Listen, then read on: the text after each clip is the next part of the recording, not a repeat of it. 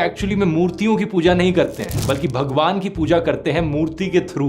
ये वैसा ही हो गया जैसे कि आप अपने फादर को याद करते हो उनकी फोटो देखकर। फोटो के जरिए आप अपने पिता को याद कर रहे हो और उनको प्यार जता रहे हो, लेकिन इसका मतलब ये नहीं कि आप एक्चुअल पिता को भूलकर सिर्फ इस फिजिकल फोटो को ही प्यार जताने लग जाओ और याद करने लग जाओ। सिमिलरली हर हिंदू जानता है कि यहाँ पर मूर्ति के जरिए भगवान की पूजा करी जा रही है, एक्चुअली में उस फिजिकल मूर्ति की पूजा नहीं करी जा रही है। इस चीज का एक अच्छा जवाब आचार्य प्रशांत जी ने दिया था जब मैंने उनके साथ बात करी थी। मूर्ति जो है वो एक सफल प्रयोग रहा है। मूर्ति अमूर्त तक जाने का एक अच्छा साधन रही है। और जब मूर्ति पूजा की जाती है तो उसमें कभी नहीं कह दिया जाता कि मूर्ति सत्य है। उसमें यही कहा जाता है कि मूर्ति के माध्यम से मैं सत्य में प्रवेश करूंगा, साकार के माध्यम से मैं निराकार में प्रवेश करूंगा। ये जो एक तरह का हिंदुओं में एक मिसकंसेप्शन है, इसको क्लियर करना बहुत जरूरी है। ये जो कहा ना, आप अपने बाप की तस्वीर देखकर बाप को याद करते हैं, हम मूर्ति देखकर खुदा को याद करते हैं। मैं एक सवाल करता हूं, अगर एक आदमी अपने बाप की तस्वीर की जगह गधे की तस्वीर देखकर बाप को याद करे, तो क्या यह बाप की तौहीन नहीं है? यकीनन बाप की तौहीन है, क्योंकि बाप की जो तस्वीर है, जैसी तस्वीर है उसी को तो देखना चाहिए ना। आपने बाप को देखा और आपने उसकी तस्वीर बना दी। आपने बाप को देखा, आपने फोन से उसका फोटो ले लिया। बाप के मरने के बाद आप उसको फोटो को देखकर बाप को याद करते हैं, समझ में आता है, क्योंकि तस्वीर उसी की है। लेकिन अगर आप गधे की तस्वीर देखकर बाप को याद करने लगे, तो आप खुद तौहीन महसूस करेंगे कि आप अपने बाप की तौहीन कर रहे हैं। जिसकी कोई तस्वीर नहीं हो सकती, उसकी तस्वीर बनाना उसकी तौहीन नहीं तो और क्या है? एक और मिसाल ले लीजिए। जगह जगह जो सरकारी दफातर हैं मसलन, वहां पर मोदी जी की तस्वीर लगी हुई है, चूंकि मुल्क के प्राइम मिनिस्टर हैं। आप उनकी तस्वीर हटाकर राहुल गांधी की तस्वीर लगा दें, तो क्या ये हुकूमत की खिलाफ वर्जी और मोदी की शान में गुस्ताखी नहीं होगी? जितने मोदी भक्त होंगे वो कहेंगे कि भाई ठीक है, राहुल ने भी दाढ़ी रखी हुई है, मोदी ने भी दाढ़ी रखी हुई है, इसका मतलब ये नहीं राहुल गांधी को की तस्वीर मोदी की जगह लगा दी जाए। मोदी की तस्वीर मोदी की तस्वीर है, राहुल गांधी की तस्वीर राहुल गांधी की तस्वीर है। आप एक इंसान की तस्वीर दूसरे इंसान की नहीं बना सकते। तो जिसकी कोई तस्वीर हो ही नहीं सकती, जिसका कोई शेप नहीं, कोई फॉर्म नहीं, उसकी तस्वीर बनाने का क्या मतलब? और ये तो फिर खुदा है। बहुत सी चीजें और तसव्वुरात ऐसे हैं कि जिनकी आप सुबह कयामत तक तस्वीर नहीं बना सकते। कोई आदमी बुज़दिली और बहादुरी की तस्वीर बनाकर दिखाए। हाँ, बुज़दिल और बहादुर की तस्वीर बना सकते हैं आप, क्योंकि बुज़दिल इंसान होता है, बहादुर इंसान होता है। लेकिन बुज़दिली और बहादुरी एक कॉन्सेप्ट है। आप उस कॉन्सेप्ट की तस्वीर बना दें और ऐसी तस्वीर बना दें कि सारी दुनिया उसको तस्लीम कर ले कि हाँ, यही बुज़दिली की तस्वीर है, हाँ, यही बहादुरी की तस्वीर है। तो जो चीजें इंसान से मुताल्लिक हैं, जो उसकी सिफत और उसकी खुसूसियात, हम अगर उसकी तस्वीर नहीं बना सकते, तो खुदा के जिसने कभी अपनी तस्वीर दुनिया को नहीं दिखाई, खुदा के जिसकी कोई तस्वीर नहीं है, जिसका कोई शेप नहीं है, जिसका फॉर्म नहीं है, उसकी तस्वीर इंसान अगर बनाए, तो क्या यह खुदा की शान में गुस्ताखी नहीं होगी? अच्छा, अब धौरव राठी अपनी इस बात को जस्टिफाई करने के लिए साथ में ये भी कहते हैं, देखिए उनके कमेंट में, सम मुस्लिम saying that how can there be idol of God when he has know body.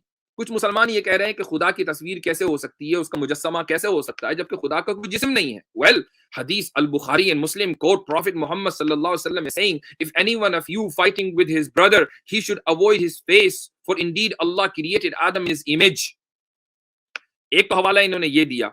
दूसरा हवाला ये दिया Quran 38:75, God Allah says, O Iblis, what prevented you from prostrating yourself before him, meaning Adam, whom I created with my two hands? Did you become too proud, or have you always been arrogant? यहां इन्होंने एक हदीस और एक आयत का हवाला दिया है। सबसे पहले आयत को ले लेते हैं। आयत में कि I created Adam with my two hands, इससे वो ये साबित करना चाह रहे हैं कि खुदा के हाथ हैं। जब हाथ है तो फिर बॉडी है। तो ये जो आयत है, इसके ताल्लुक से इसकी वजाहत करना जरूरी है। ये आपके सामने जो स्क्रीन शॉट है इस वक्त, ये तफसीर कुर्तुबी का है और बड़ी क्लासिकल तफसीर है। उसमें इस आयत के माना बयान किए गए हैं। लेकिन जो चीज अहम है वो मैं आपको आखिर में बताऊंगा।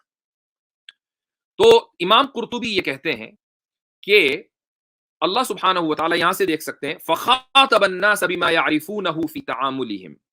अल्लाह ताला लोगों से उस अंदाज में बात करता है जिस अंदाज को वो जानते और समझते हैं। अब मसलन आप अगर سی پلس لینگویج میں لوگوں سے بات کرنے لگیں یا مثلاً پائتھن لینگویج میں آپ لوگوں سے بات کرنے لگیں جس کو صرف آئی ٹی اسپیشلسٹ سمجھتے ہیں، میں نہیں سمجھتا، ایک عام آدمی نہیں سمجھتا، تو ہمیں تو کچھ بھی پلے نہیں پڑے گا کہ کیا بات ہو رہی ہے. لیکن اگر ہم سے بات ہمارے انداز میں ہو، پھر لینگویج کوئی بھی ہو، ہم ترجمہ کر کے بھی سمجھ سکتے ہیں، تبھی تو بات سمجھ میں آئے گی. آگے کہتے ہیں امام قرطبی فَإِنَّ الرَّئِيسَ مِنَ الْمَخْلُوقِينَ لَا يُبَاشِرُ شَيْئًا بِيَدِهِ إِلَّا عَلَى سَبِيلِ الْإِعْظَامِ وَالتَّكَرُّمِ، کہ جو سب سے بڑا انسان ہوتا ہے، جو سب سے بڑی مخلوق ہے، مخلوق کی بات ہو رہی ہے، اگر وہ کوئی کام اپنے ہاتھ سے کرے تو اس کے اپنے ہاتھ سے کرنے کا مطلب یہ کہ اس نے اس چیز کو اہمیت دی، عزت دی. مثلا آپ یہ کہیں بادشاہ سلامت نے اپنے ہاتھ سے کھانا کھلایا، تو ہاتھ سے کھانا کھلانے کا کیا مطلب ہے کہ سامنے والے کو اتنی عزت دی اور اس کا اتنا احترام کیا کہ اپنے ہاتھ سے کھانا کھلایا. اس میں احترام اور عزت کا پہلو شامل ہے.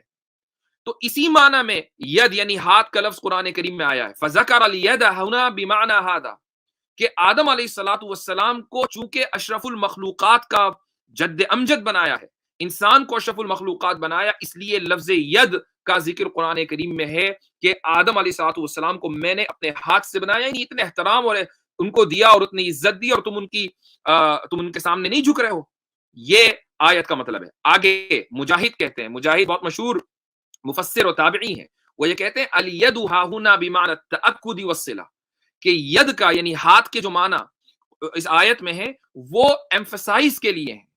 اس کے معنی یہ ہے کہ میں نے ہی بنایا، لما خلقت انا، میں نے ہی آدم علیہ الصلوۃ والسلام کو بنایا، کسی اور نے نہیں بنایا. جب میں نے ہی بنایا تو اے شیطان تیری ہمت کیسے ہوئی کہ تو ایروگینس اور تکبر اختیار کرے.